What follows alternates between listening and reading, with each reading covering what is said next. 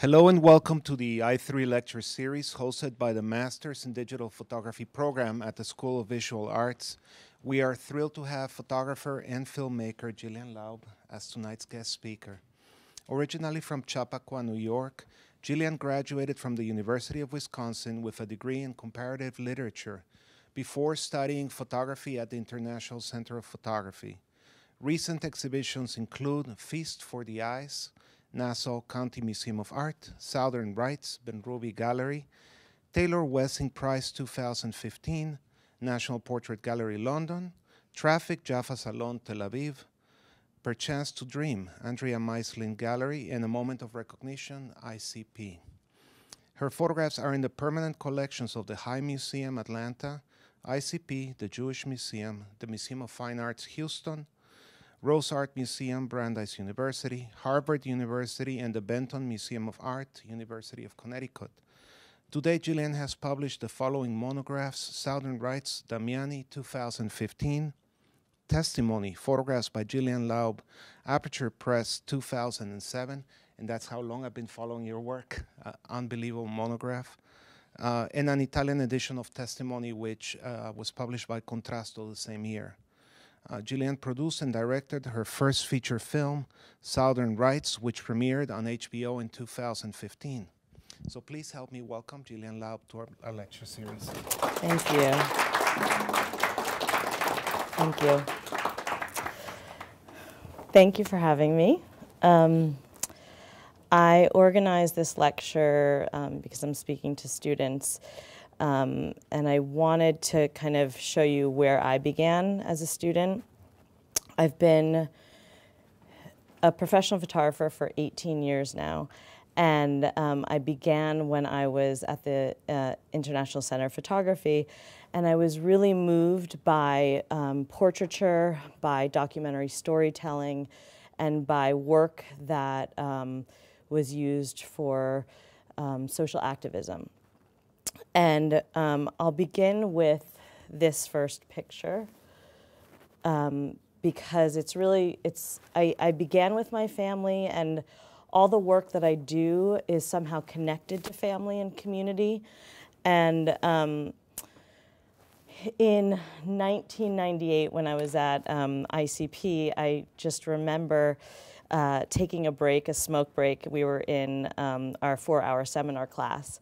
And this was the time when everyone was trying to figure out what their thesis project was, and I was trying to figure out my voice and vision as an artist. And I was one of the only Americans in the class, and I remember my friend Christian was making a project about capitalism. And he was a street photographer, and he spotted these women walking down the street towards us, and he was like, why are all of those women in fur? Why do they have to wear those fur coats? And then as the women approached, they come towards me and I hear, Gillian! Gillian! What are you doing here? So it was at that moment, it felt like a very critical moment for me. And I felt embarrassed, ashamed, and somehow outed, but I also felt like this was something I had to kind of address, why I felt this way. So I decided that actually it was time to, I remember my teacher would always say, photograph what you're most afraid of, and also what you know best. So that's when I began photographing my family. And this is Grandpa helping Grandma out of the car. This is Aunt Doris. Tea time. Grandma and Grandpa. Grandma's pills. Jamie practicing for the family. And I also save all of my voicemails. So a lot of these images have this audio component to them now. My love, this is Grandpa. I want to wish you a wonderful trip. Stay in good health. I'm going to miss you. When you come back,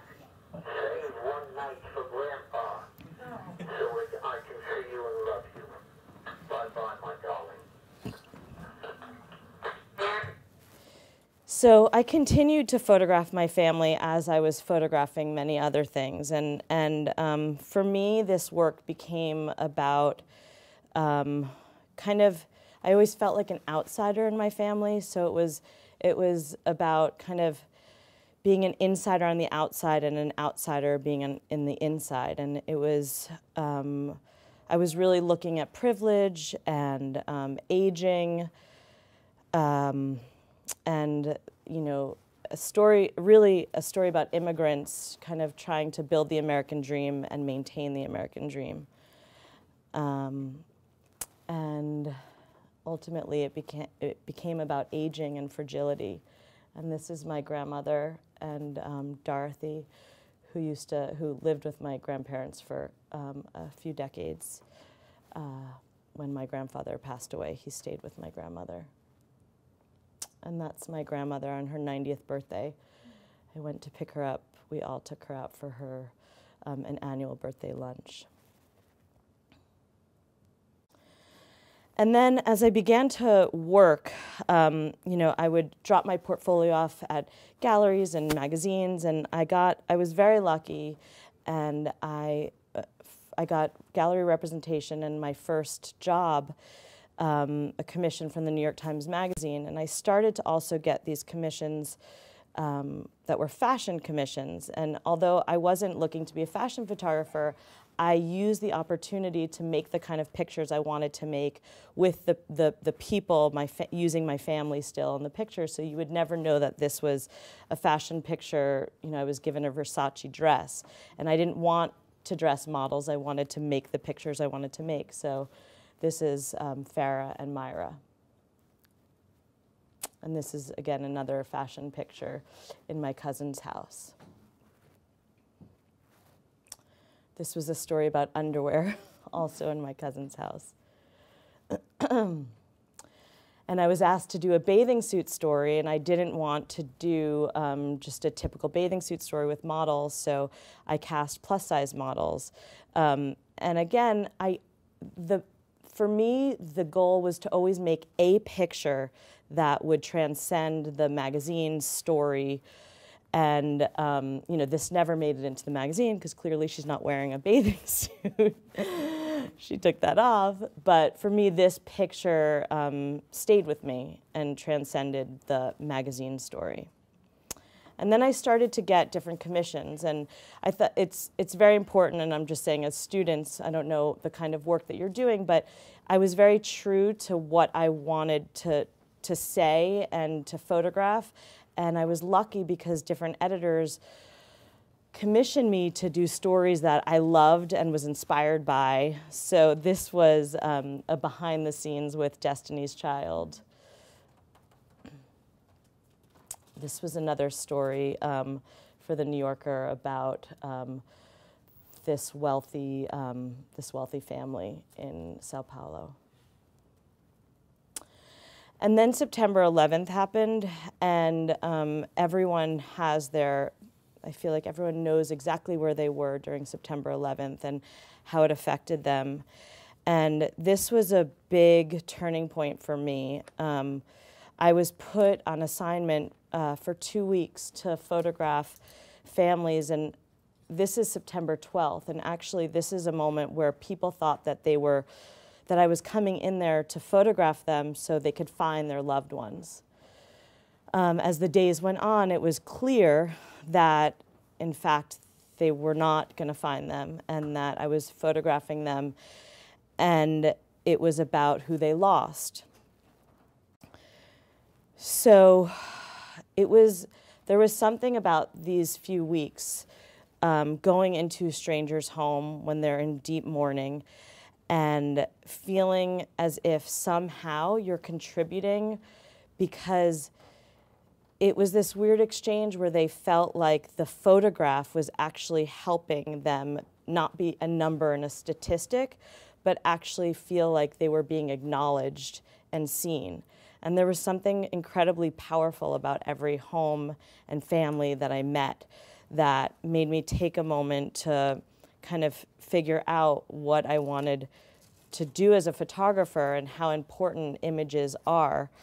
and the power that they have. So I decided that I really wanted to go to Israel because the second Intifada had begun, and it was a very, very violent time in Israel. And I felt like the coverage that was coming out of Israel was not how I had experienced Israel when I had been there. And I also felt like anyone that talked about Israel had an opinion, and I felt like I didn't have the right to have an opinion unless I did my form of exploration, which was go there with my camera and a journal and kind of explore. And I went to I'd been working a lot with the New York Times, and I went to them and I said, I want to go to Israel so badly. And they were like, great, what do you want to do? You know, they were used to, I did do some serious stories for them, but they were used to, you know, seeing my grandfather in his like Speedo bathing suit. So they had, you know, their photojournalist in Gaza, and they weren't exactly ready to send me there. So I went, and it was really a time that I wanted to figure out, this is kind of how I approach every story and project. It's really my journey of discovery. And the pictures are the product of that. And text has always been incredibly, incredibly important to me. So the images in this project, the book is called Testimony because the testimonies of all the people that contributed to this book are just as important as the pictures. Whenever the pictures are shown in exhibitions, the testimonies have to accompany it. And this was, I just love this journal entry. This is Quintuplet Brothers, and the mother gave me that photograph of them, and I posed them exactly like that as they came home for Shabbat from the army. And in Israel, I was really fascinated by the Arab Israelis who were living in Israel, because there are over 1 million Arab Israelis. So I spent a lot of time in communities that were very mixed, like this. This is a beach in Jaffa. And you see this. I always wanted to publish this as a contact sheet because you see these two families coming together, playing, and then ultimately separating. And that was really, I felt like this was kind of a metaphor for Israel at this time. And I was interested in photographing immigrant families in Israel. So, you know, although this picture looks like 3 happy women, the subtext and the nuance is always in the writing because, you know, they wrote in Arabic, and part of the discovery for me was having somebody translate what everyone had written. So the woman in the middle said, we come to Tel Aviv to have fun. Our husbands can never come with us because it takes them hours to cross the border. So just that, the nuance in that shows kind of the political situation that we were dealing with. And these are 2 girls, and I made an appointment to photograph them with their parents, and they disappeared for 2 hours getting ready, and they come out and they're posing, and I asked them how they learned how to pose like that, and they were like, our Jewish babysitter. But then these are 10-year-old girls, and in the text, in their journal entry, they wrote, you know, very sweet, like, we don't want war anymore, and we miss our babysitter. She can't come here anymore because of the war. So, you know, it was just such innocent words like that were so telling. And I was interested, obviously, it's the military is a huge part of their society. This is Eliza, and she's at a memorial for 3 soldiers in her unit that were kidnapped, and apparently in Lebanon, and they were calling out to them to please come home safely. And this was, you know, every project kind of has a turning point where you find your way, and this is a moment, Kinneret, where everything changed, because I was trying to kind of take moments of daily life in Israel without being so political, because everything was so political that was coming out of this region. And then there was a suicide bombing many times that I was there, and I realized that I can't avoid this, and I didn't know exactly how to address this. So I started to go to hospitals. Now this is just to let you know that portraits, you know, they take, for me, sometimes it can happen, that moment can happen really fast, but sometimes they take a while. I knew Kinneret 2 years before I was able to make this picture of her. So I'll just tell you the story of Kinneret. I met her, and she was burned very, very badly from a suicide bomber. I didn't take this picture of her. This is a photograph that her mother gave me. And I went into her, her hospital room, and she just had this like amazing glow in her eye. And she just said, you know, it was such a humbling moment, because she just said, I'm just so happy to be alive. I'm so lucky. And as I talked to her, she didn't have any kind of anger, or she said, I feel so sorry for the person that felt that they had to do this to me. And that to me was so telling. And you know, I just knew at that moment, this is a person with a powerful message and story, and I just wanted to know her. So it was amazing, because here she was, this is her and her boyfriend, that summer, before she was in the suicide bombing, and she had her whole life in front of her, and she was this beautiful young girl. And at all times, so these pictures were all around her bed, and there wasn't one moment when she was in the hospital that she was alone. And I just knew that I needed to know this person, because she was magical. So I got a grant, and that following summer I went to Israel, and I lived with her, and I said I wanted to really document her recovery. So this was an unbelievable moment where that's her boyfriend Tal, who she was in the picture with, and this is at 4 o'clock in the morning, because she was burned from all over her body, and she couldn't see daylight. So all of her friends would acclimate to her time. So our days really began at sundown. We would sleep all day, and we would be up all night to be with her. And it was amazing, and I just want to share her testimony, because it's very moving.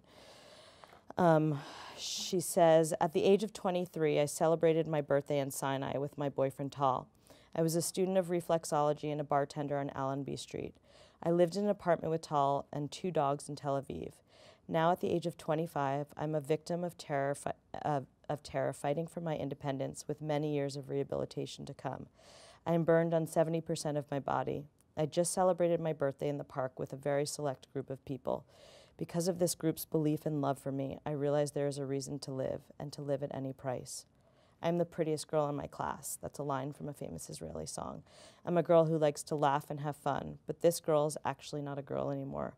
I'm a woman who is newly aware of her own power. This power exists in all of us if you are put to the test. I am as happy as I have ever been in my life, and I won the knowledge to discover exactly what I am worth. To understand that although there is so much suffering in the world, there is also much happiness and joy. I feel blessed to experience both deeply. Like my best friend in her wheelchair says, there's an angel in every one of us, and we, the crippled, are the ones who learn this. My goal is to show the world that the force of life is stronger than everything, and love, the will to live, is all that really matters. No religions, no borders, no nothing, just this. So I come back to this picture because this was the portrait that I made of her at another late night at 3 in the morning. And I just remember shaking, because I felt so honored that she trusted me to take this really intimate and revealing picture of herself. And during that time, she introduced me to her friends. This is Maytal. This is who she was referring to as her best friend in the wheelchair. Maytal was standing next to her brother, who was killed. She lost her leg in a car bombing during the Israeli Halloween. and this is Eyal. He was in the room next to Kinneret, and at this moment, he is learning that he was not kidnapped. He was on a bus bombing, and he lost his eyesight and his ears. So for the first 2 weeks in the hospital, he was screaming because he thought he was kidnapped. But it's at this moment, which is his birthday, that that he's learning that he's with his family in the hospital. And it was so scary for me. I actually wasn't planning on taking his picture, but his parents, you know, took the blanket off him and were like, please photograph, show the world what happened to our son. And this is Michal. She also lost her legs walking home from school from a car bomb. This is Haitam. He had a really interesting and complicated story because he's an Arab Israeli and he was with his Jewish girlfriend. They were a couple that none of their family knew that they were a couple until they ended up in the hospital together. And they were in the first female suicide bombing. And actually, when the book came out, it was one of the most incredible nights. We flew in Haitam and Kinneret, and we had a panel discussion. And we had a translator. He felt more comfortable speaking in Arabic, and we found a translator, and it happened to be that this translator from the UN was Palestinian, and she was just there to translate, not to have any opinions. And he said that night he actually felt more taken care of by Israelis, and he felt a little disappointed by the Muslim community, and that was just his opinion. And the woman who was translating said, "I will not say that. I will not say that." And it was just fascinating because I'm like, this is the conflict playing out right here. And it was really a special and fascinating night. But I also knew that it was very, very, very important to tell the full picture. And so I went to the New York Times Magazine and I asked them if I could work with a reporter and photograph Palestinians that were civilians, not at all a part of the conflict, who were also injured. So it took a long time. It's very hard to find. You know, we found these children who were injured, but they, you know, apparently they'd been throwing rocks at a tank, so that was considered that they were instigating something. So we researched it, and the people that we found, this is an incredible woman who was driving home from a wedding one night, and settlers opened fire at her car. She has 7 bullet wounds, and she almost lost her daughter. I think I have his, this is Nicola, and his mom says, "The occupation took Nicola's arm." Ooh, I'm sorry. "The occupation took Nicola's arm. My family has never been involved directly in the conflict. We did nothing to bring on this pain and anxiety. Our children have lost their childhood. Even their toys and their games are connected to the occupation. The games of Israeli soldiers opening fire, playing hide and seek in house raids, climbing tanks are among the most popular. Is this life? Is this childhood?" So the kind of amazing thing, though, while I was doing this is that everyone that I had met, everyone, and I'm not sugarcoating this, really felt like they wanted to know the other side. The book that I carried around, he just like, I just remember him searching through and wanting to see the Israeli side, and then I would go back to Tel Aviv, and Kinneret would want to hear what he wrote, and it was just, I felt like this messenger in a way, and it felt like everyone really had the same hope and desires and dreams and wishes, and it just felt like they were all victims of this government and the situation, and I felt lucky to have been this messenger and hopefully open their eyes to certain things that, you know, they were apparent enemies, and it felt kind of good to know that they had more in common than not. And while, this was his, he was actually playing with a toy gun and a soldier shot his foot while he was playing with a toy gun. So just, your students, I'm just also weaving in, while I'm doing my personal work, I'm also getting many different commissions from magazines that I work with. So while I was in Israel, this is the Prime Minister. I photographed him a couple of times.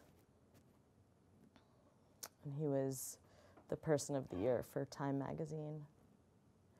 And this is a story I did on settlers, hilltop settlers. They're building these homes illegally in the West Bank. And also during this time, I'm taking a lot of different commissions, and this is Dolly Parton. This was one of my favorites. I was just about to get married, and I asked her what the secret was for a long-lasting marriage, and she said, travel a lot and not together. Justin Bieber, the Octomom. And I did this campaign. It was for education for Native Americans, to encourage them to stay on the reservation and go to college on the reservation. And this takes me to Southern Rites, which actually began before Israel. I was commissioned by Spin Magazine, and I got the call right after I bought my first ticket to Israel. And I got a call from Spin. An editor said he received a letter from a student there who was outraged because she couldn't take her boyfriend to the prom because he was black and she was white. So he said, we have to go down and do this story. And I said, I'm in, I'm there.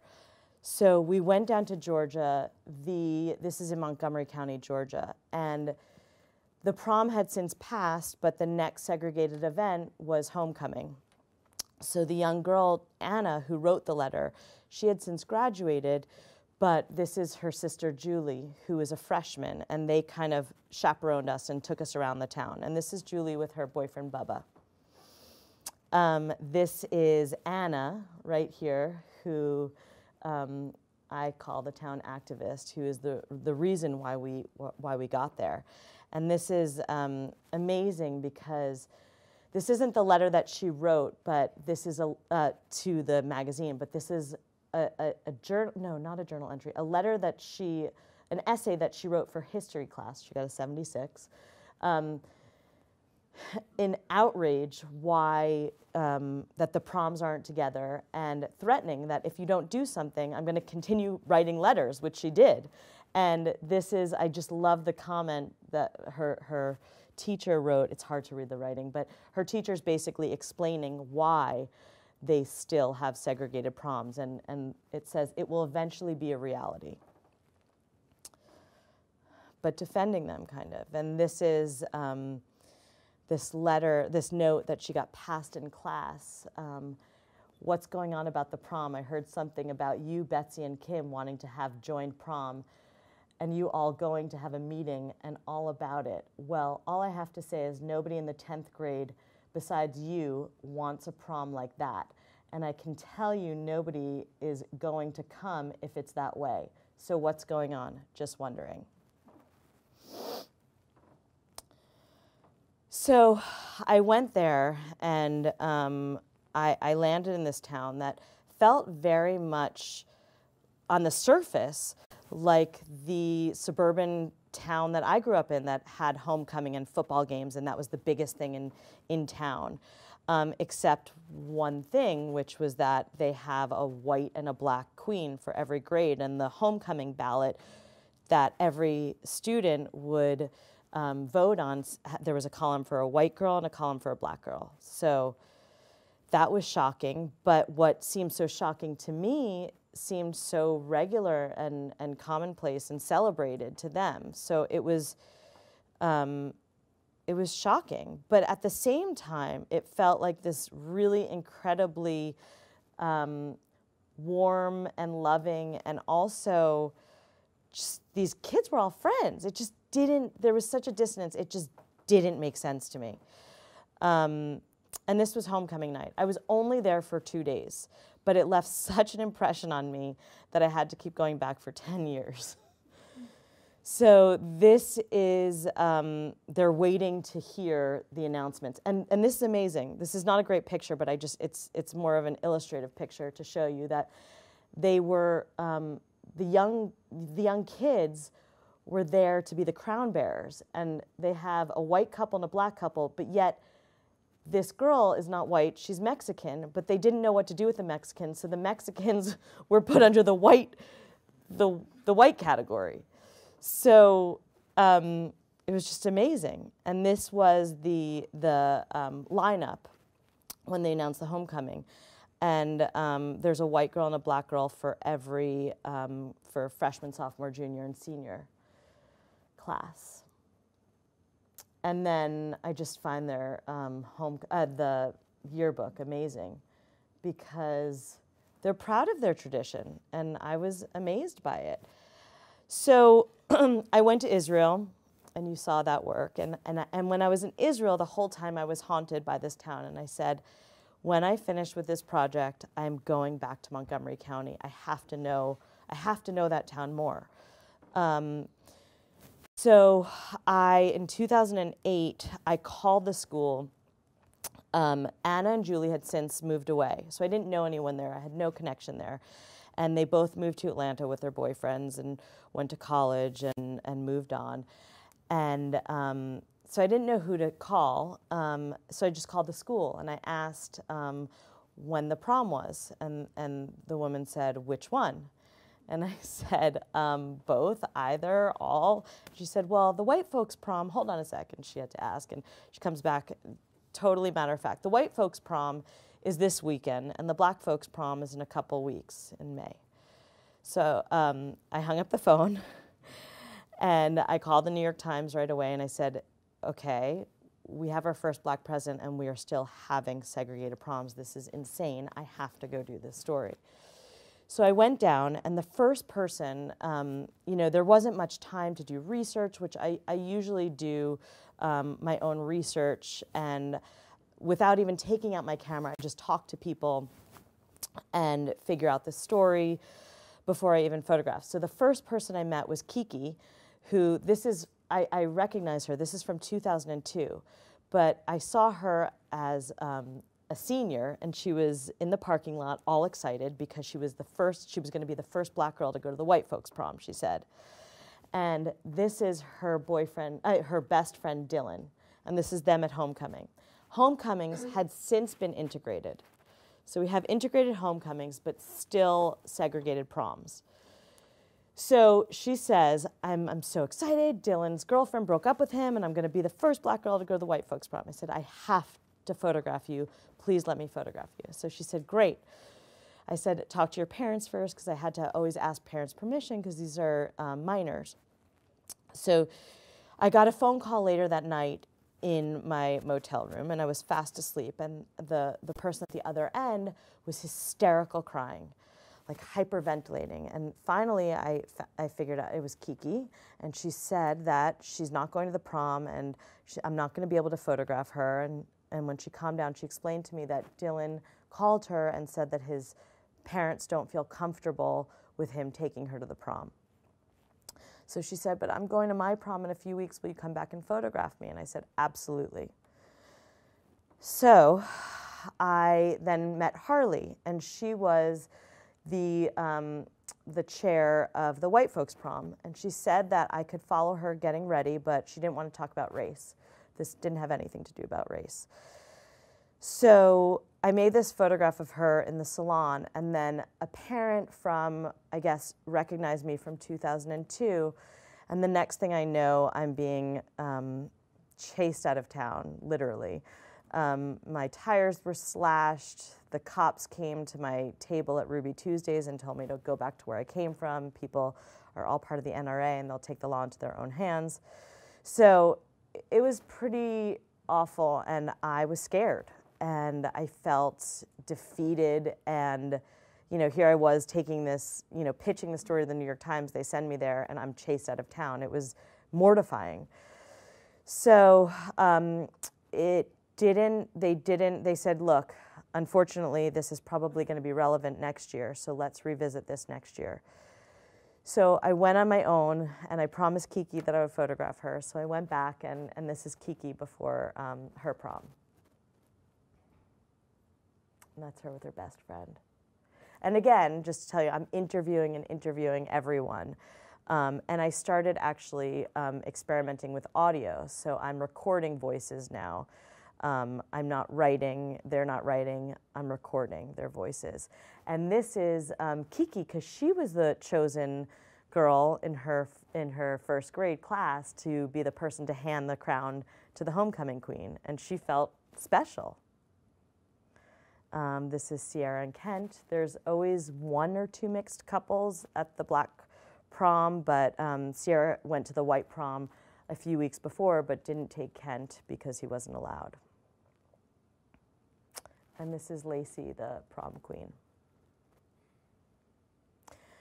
So during that trip, I was driving down the street, and the main road, and this took me by surprise, just grabbed my attention, and I pulled over, and this is Shelby on her grandmother's car. They sell Confederate flag paraphernalia. So the next year, it was again the white prom and black prom, and I went down and I spent time with the families before I was photographing, and I said, you know what, this is about race, and I want to hear why this is still going on. And I was very, I was very transparent in what I wanted to know and tell and understand. So Harley's family and her friends allowed me to photograph them and sat for interviews. And again, I was told that I was gonna be allowed into the white prom, but once again, I was escorted away from the property. But this is Harley before the white prom. And this is right before I was told that I'd be arrested if I did not leave. But then I went across the street where it was no longer private property.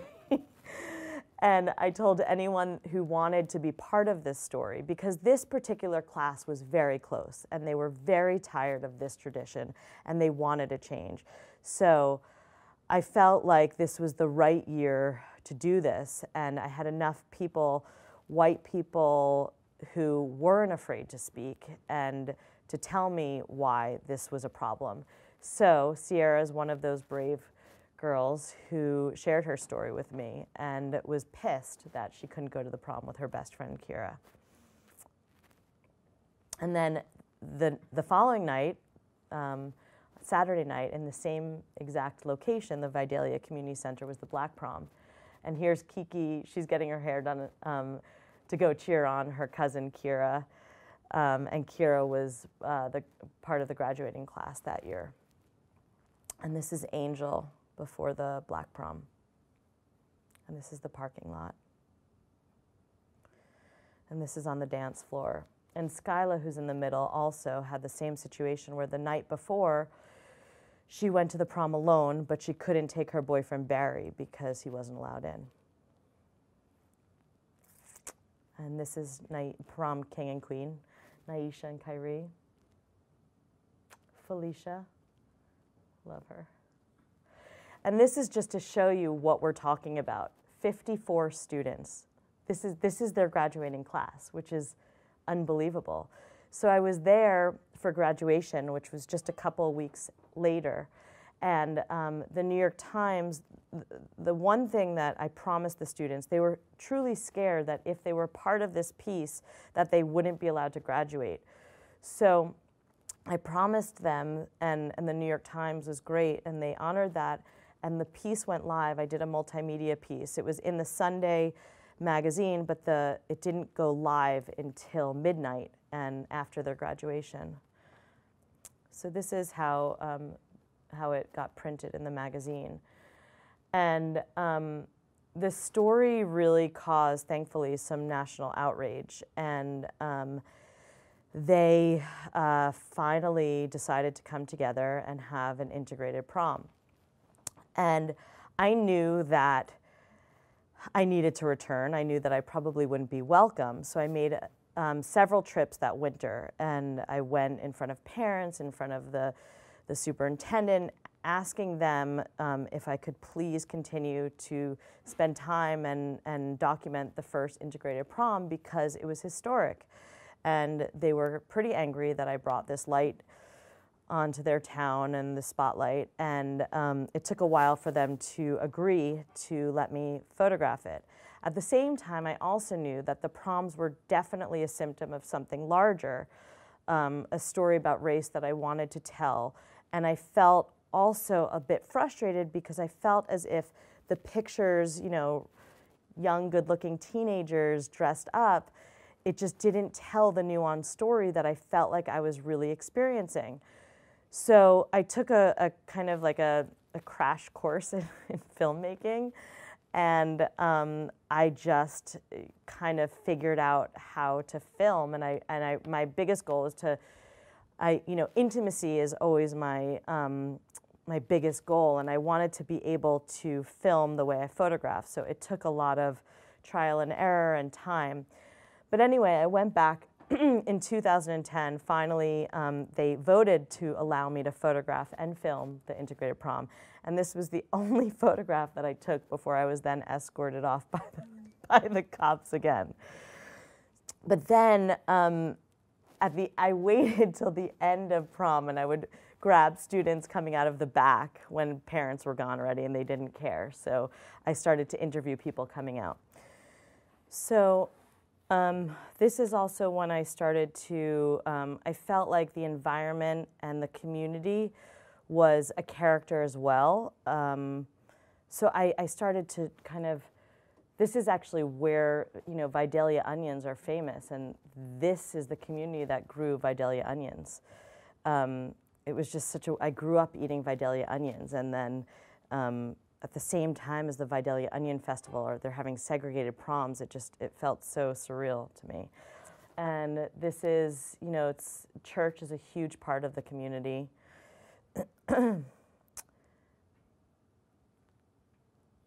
And so, I was driving down one of the main streets, and I thought that there was a protest. So I pulled over and I asked these guys what they were protesting, what's going on. And they said they're not protesting. In fact, they were outside of the jail. Instead of doing jail time, they I call this is titled public shaming. He actually was arrested for disorderly conduct. A nightclub had closed and he wanted to use the bathroom. And they wouldn't let him in to use the bathroom, so he urinated outside and got arrested. And because of that, he had to walk up and down the main street and be publicly humiliated instead of doing jail time. And then this guy was photographing them saying, "This is a great idea. I want to bring this back to where I live." He was visiting his family, and it was just such a surreal moment. The story kind of comes full circle, and these are the images that I made at the first prom. This is actually Naisha, who is I follow up with everyone that I photograph, and I kind of see where they've gone in their life, and this is Naisha, who is a very close friend of Justin's, and in her interview, I just love this. She says, you know, she was hopeful, but yet she said, "Look, in this town, we take one step forward and 2 steps back." So I'll just quickly go through these. This was the first biracial couple to go to the integrated prom together. And I just love this picture because it's such a fun picture filled with life and just like teenagers doing what teenagers do, and it's a celebration. This is what prom should be and what they were preventing for so long. So I just love this one. And this felt this is the cover of the book, and this felt really symbolic for me because this is something that would never have been able to happen years before. And this is the last picture in the book because she's amazing, and Anna, it's all because of her. You know, she changed, even though it's a small little town, because she used her voice as a student, she was able to create change, and I just salute her because she was brave, and now she lives in Atlanta with her beautiful family, and yeah, that's the story of how I made Southern Rites. So again, this whole presentation has been how my personal work and the commission work is intertwined. So I just wanted to show you a campaign that I just recently was commissioned and I was really proud of. And it's celebrating, the whole mission of it was to celebrate diversity in America, and it was an activation for, before the election, there were installations all over college campuses to get students to come out and vote. So it was called As American As, and these are some of the billboards.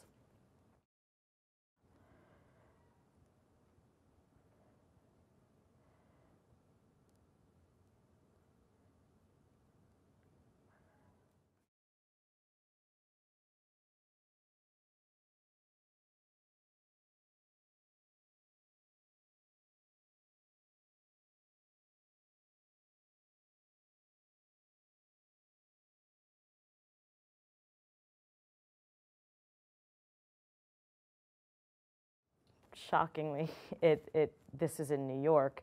It got taken down because apparently 1, 2, 3, 4, 5 pictures were offensive.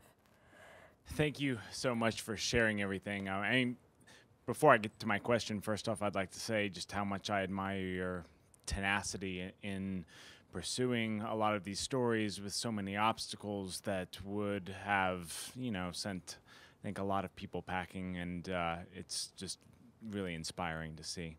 Thank you.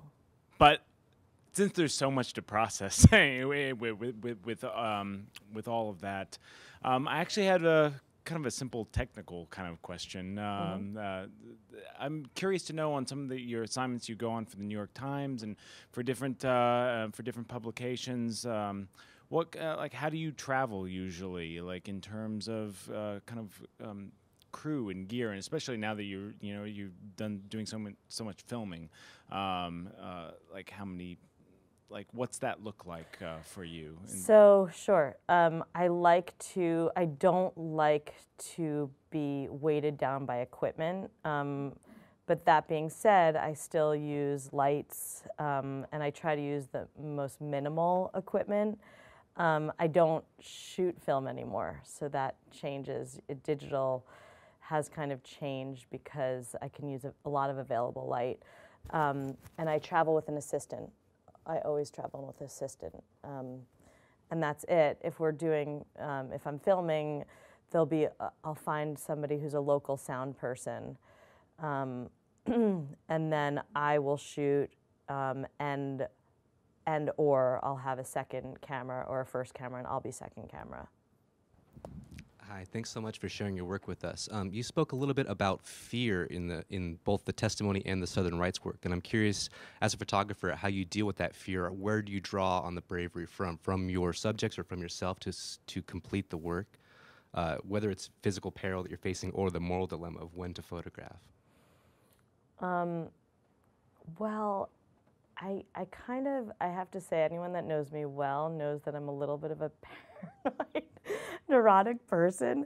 So really, I feel like working helps me work that, like, it helps me conquer the fear and the desire to understand things and to tell stories trumps, for lack of a better word, I'm sorry.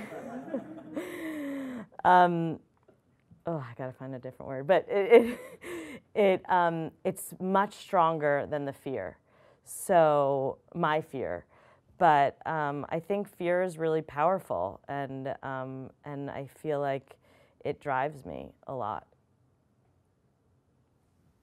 In hindsight, which is always, you know, a different perspective than when you're actually doing things, the issue of access for Southern Rites, is there any way you could have handled it differently to avoid those dangerous situations or avoid getting kicked out of the prom as it's about to start?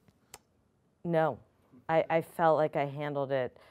But one thing is that I used to give into them, and if I felt like they were really intimidating me, I would go away. But then I realized I got stronger as I went along, and I realized my rights. And that's when I realized that I'm not going to let them scare me away. And it made me even more determined to tell the story, because I knew that they were trying to hide something and cover something up. So I felt like I had more of somewhat of a responsibility to tell that story. I was thinking in particular about the sheriff's, you know, threat to arrest you. I mean, you're a journalist, you're working for a reputable paper. Does he have any real grounds to go on? No, and that's why I wasn't arrested, because there was no grounds to arrest me. I was shooting a public parade. But, you know, he's the master of that fiefdom there, you know, so. Thank you so much.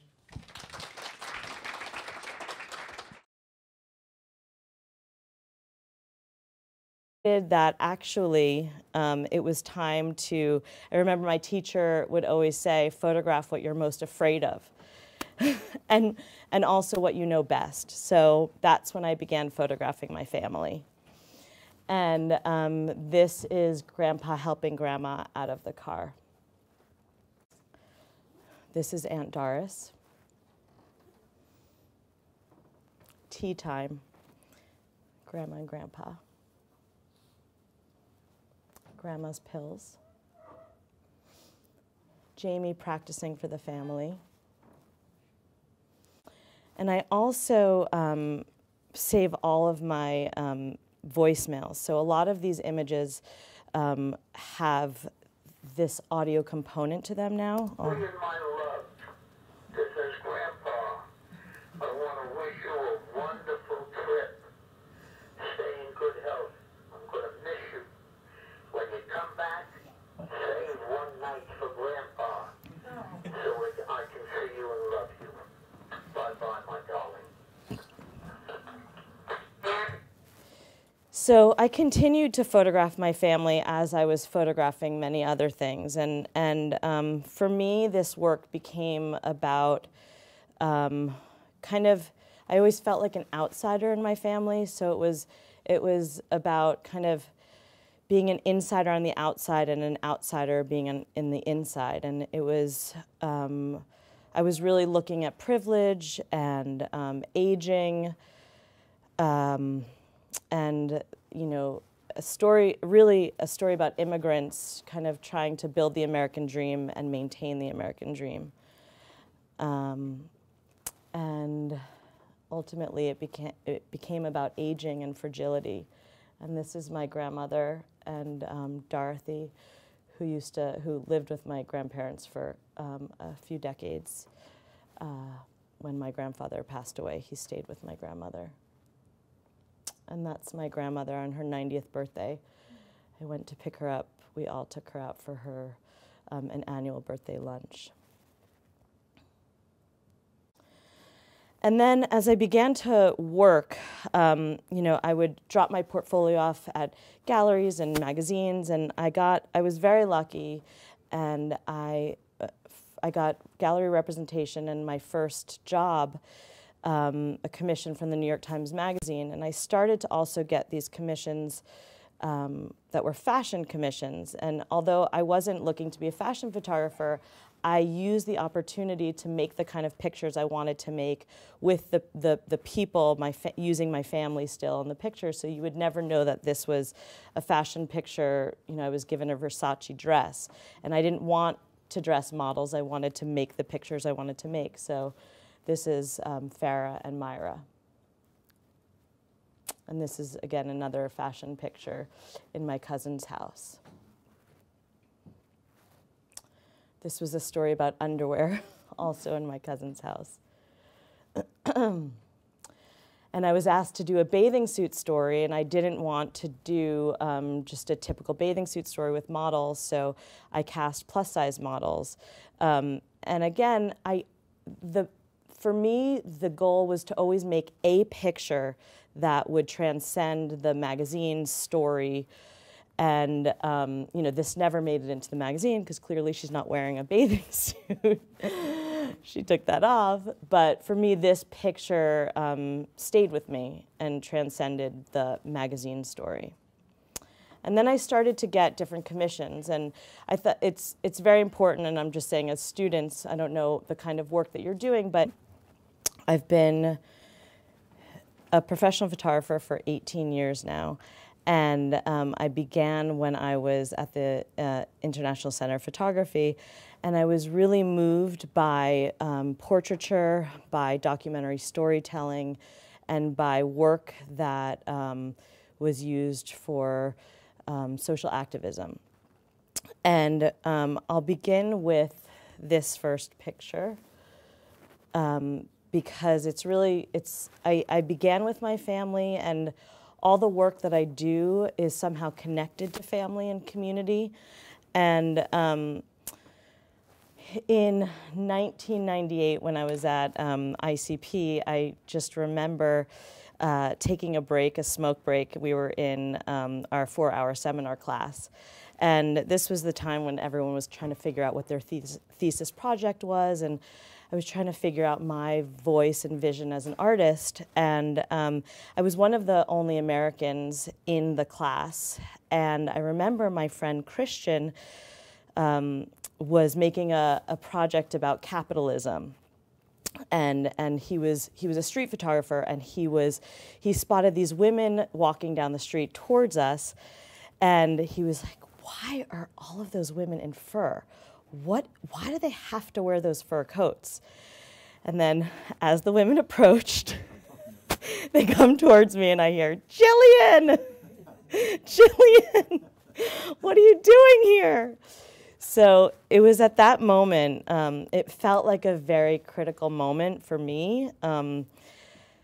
And I felt embarrassed, ashamed, and somehow outed, but I also felt like this was something I had to kind of address, why I felt this way.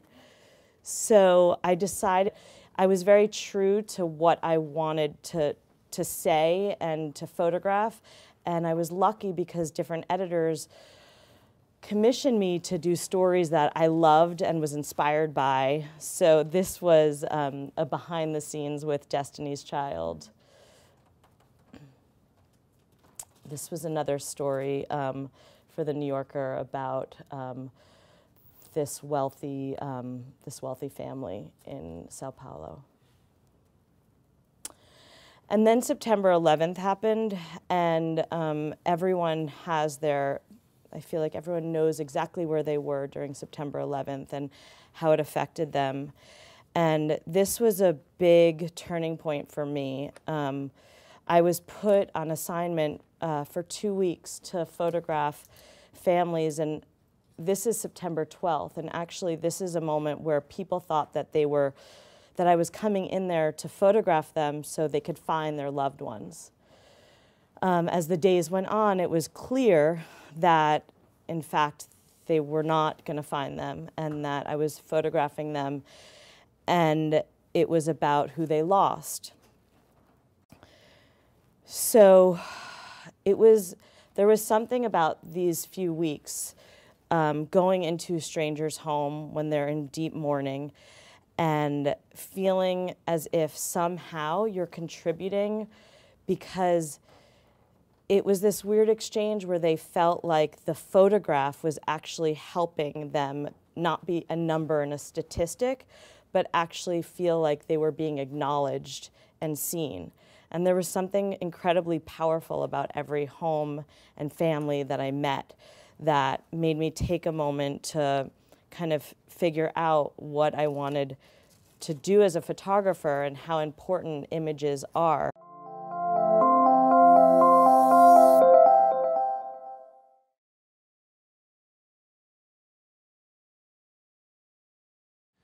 Hello and welcome to the I3 lecture series hosted by the Masters in Digital Photography program at the School of Visual Arts. We are thrilled to have photographer and filmmaker Gillian Laub as tonight's guest speaker. Originally from Chappaqua, New York, Gillian graduated from the University of Wisconsin with a degree in comparative literature before studying photography at the International Center of Photography.